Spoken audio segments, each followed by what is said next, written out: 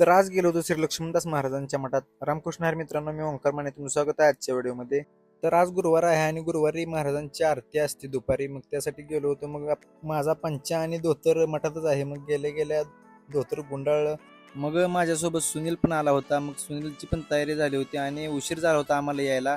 मग दोघांनी पण आवरून लगेच आतमध्ये गेलो. तर आतमध्ये गेला असता भाऊची आणि नानांची पूजा चालू होती. त्यांनी पूजा चालू केली होती. महाराजांचा दुग्धाभिषेक चालू होता. जर त्या गुरुवारी हा अभिषेक असतो. मग सर्व पूजा झाली आणि नंतर महाराजांना हार घालून सुनील गंध आणि बुक्का लावत होता. हे सर्व झाल्यावर नानांनी आणि सुनीलने हार घातला महाराजांना अजून एक समाधीला. मग भावांनी केली भाषणाला सुरुवात आणि तेवढ्यात आला दाद्या. सुंदर माधव मी घनश्याम जानकी जीवन आत्मा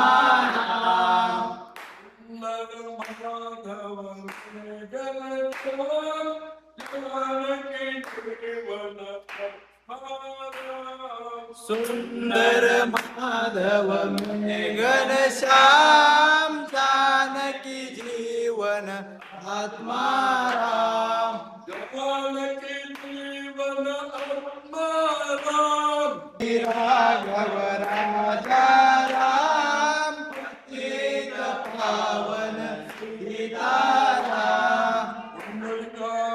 नंतर भजन चालू झालं आणि भजनाची सुरुवात भावांनी केली होती. मग भजन चालू होतं. भजनात आम्ही सर्वजण दंग होतो. मग झाला आरतीचा टायमिंग आणि आरती सुनीलने घेतली होती. मी झांजरी वाजवाय होतो, भाऊ नगारा वाजवत होते, दादा घंटी आणि शंख वाजवत होता. या सर्व गजरात आरती चालू होती महाराजांची. तर ऐका मग महाराजांची आरती.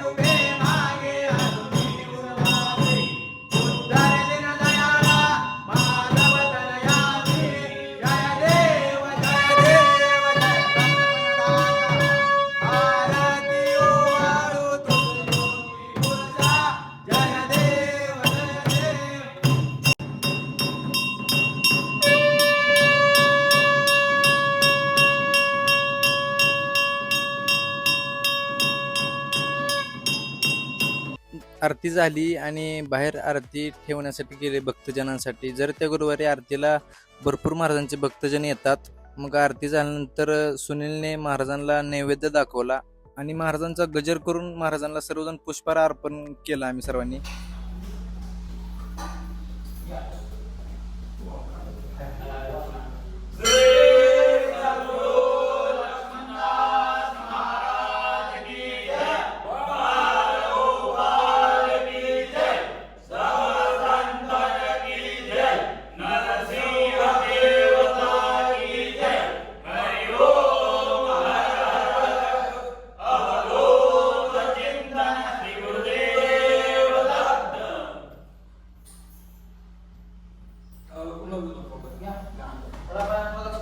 हे सगळं झाल्यानंतर महाराजांचं दर्शन घेतलं आणि कसं तिथून निघालो कामावर.